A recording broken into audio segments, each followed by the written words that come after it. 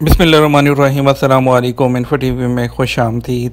आज की मुख्तसर वीडियो में आपको बताएंगे आप सऊदी एयरलाइन की अगर टिकट खरीदते हैं तो उसका रिफ़ंड कैसे हासिल कर सकते हैं, टिकट को कैंसिल कैसे कर सकते हैं, उसकी कुछ प्री कंडीशंस के बारे में बात कर लेते हैं। सबसे पहले कि टिकट किन सूरतों में जो है आपका कैंसिल हो सकता है या आपका रिफ़ंड हो सकता है।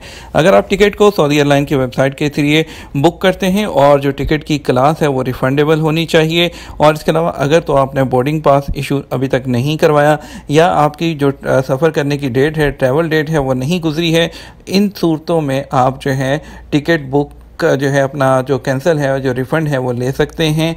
तो आपके लिए रिक्वायरमेंट क्या होंगी? सबसे पहले तो आपके पास आपकी जो टिकट है वो होनी चाहिए, उसके ऊपर एक ई टिकट नंबर लिखा होता है कि जो कि 065 से शुरू हो रहा होता है और 13 डिजिट का होता है, वो होना चाहिए। और आपके पास पैसेंजर का लास्ट नेम होना चाहिए, और टिकट बुक करते वक्त जो मोबाइल नंबर जो है आपने वहाँ दिया था वो होना चाहिए, क्योंकि उस पर कोड आएगा।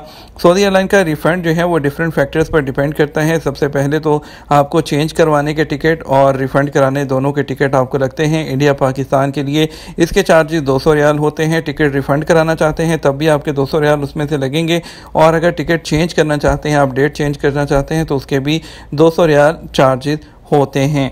उसके बाद टिकट रिफ़ंड करने के लिए आप refund.saudieairlines.com पर जाएंगे।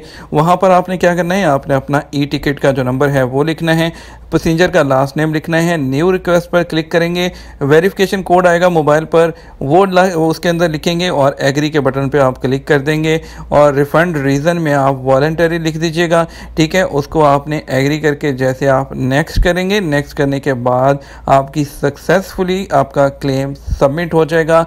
आपकी जो डिटेल है उसमें आपने अपना बैंक का अपडेट जो आईबैन है वो ज़रूर लिखना है, जिसमें आपको पैसे वापस आएंगे।